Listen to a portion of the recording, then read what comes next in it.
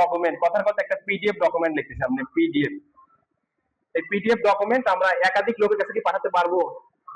কিসের মাধ্যমে? ইমেলের মাধ্যমে।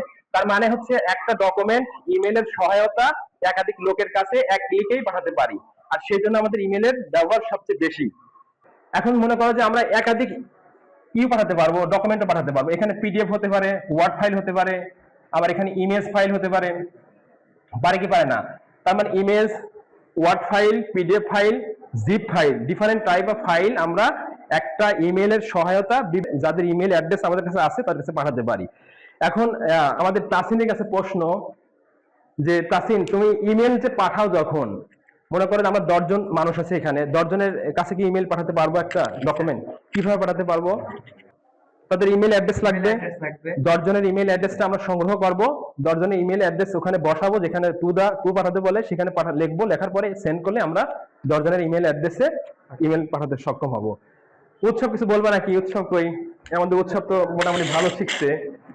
তাহলে আমরাও একাধিক মেইল একাধিক লোকের কাছে বা ইউজারের কাছে পাঠাতে পারি কি পারি না? হ্যাঁ, তো সেখানে পাঠাতে পারি না। কিভাবে পাঠাতে পারি? মনে করো যে আমরা একটা মেইল, একটা ডকুমেন্ট আমরা একাধিক লোকের কাছে পাঠাতে চাচ্ছি, তাহলে কিভাবে পাঠাবো?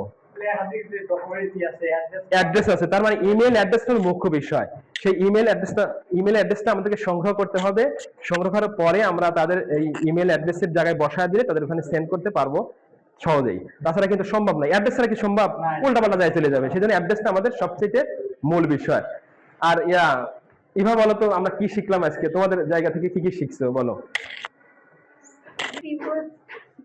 হ্যাঁ, সিম্বল শিখতেছে। তার মানে শেপ থেকে ওরা সুন্দর সুন্দর মডেলের গ্লাসের মডেল করতে পারতেছে এবং গ্লাস বানাতে পারতেছে, বালতি বানাচ্ছে একটা দেখলাম, আবার অনেক কিছু বানাতে পারছে, পতাকা বানাতে পারতেছে। তার মানে কি শেপের সহায়তা হচ্ছে।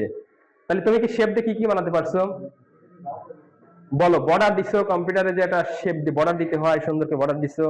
আর কি কি দিছো? আচ্ছা বুঝছি, সবাই তোমরা